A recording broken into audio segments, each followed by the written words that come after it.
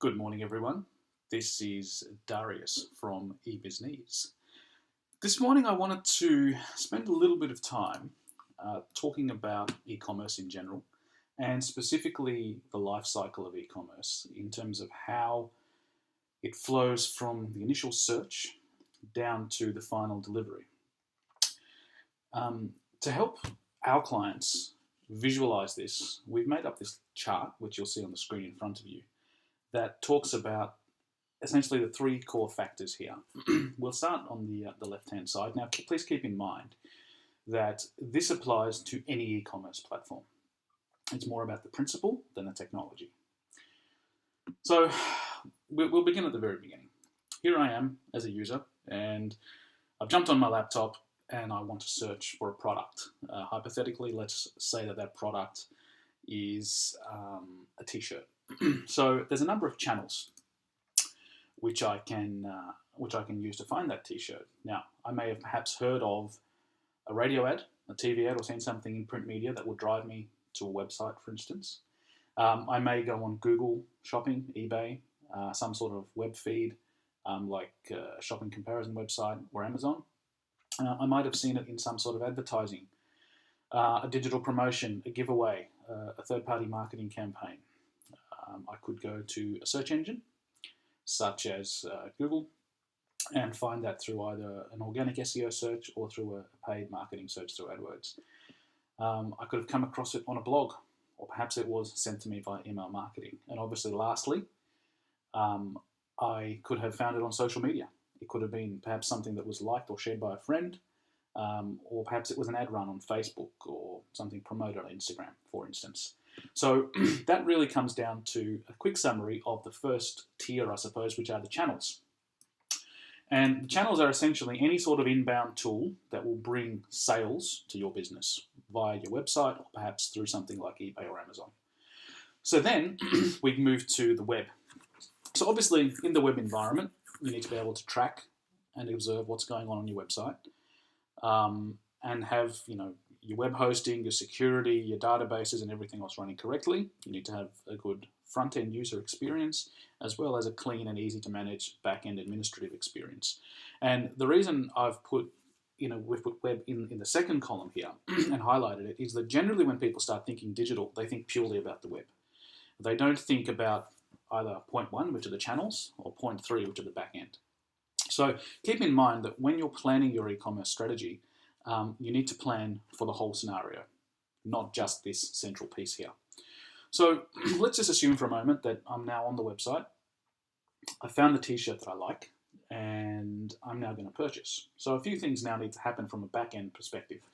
Number one, obviously, I need to be able to pay. So there need to be a number of appropriate payment methods for your business. So that might be PayPal, it might be a credit card processor such as eWay, you may have some sort of lay-by kind of payment service like Afterpay involved. Once I've actually done that transaction, it's then handed off from me, I suppose, as the user for interaction to the operations part of the business.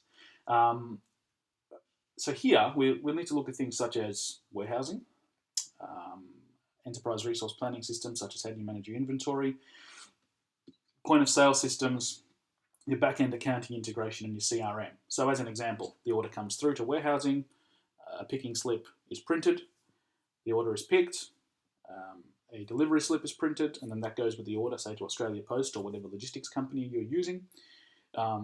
The sale is recorded into the accounting system. My details as a new customer, assuming that I either credit an account on checkout or just added my email in for a guest checkout, needs to go into some sort of CRM or email marketing system so that as a business you can touch base with me again. It then goes, the order then goes off to the shipping and logistics, so it comes and gets picked up by whoever that needs to be. And then what can happen from there is obviously it's delivered to me either in express time or standard time or whatever it may be.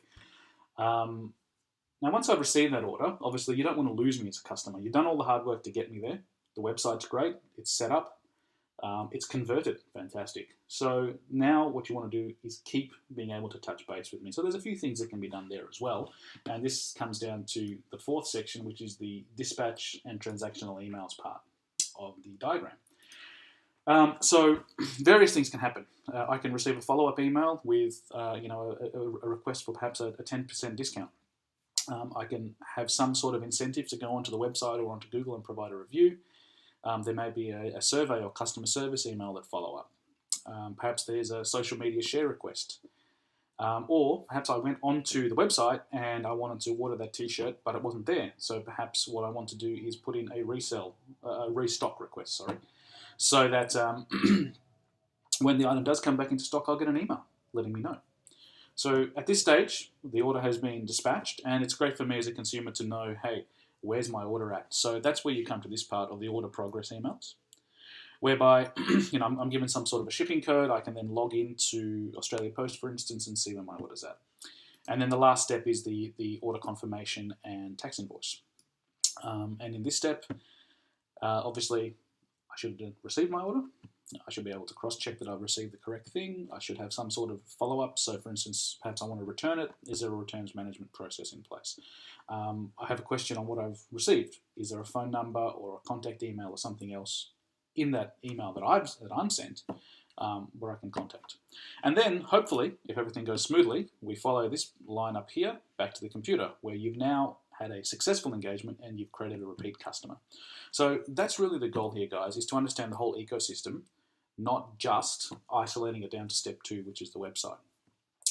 If you'd like to talk further, feel free to either call us on the number listed on the bottom left of your screen or send email to info@eBizneeds.com. Have a great day.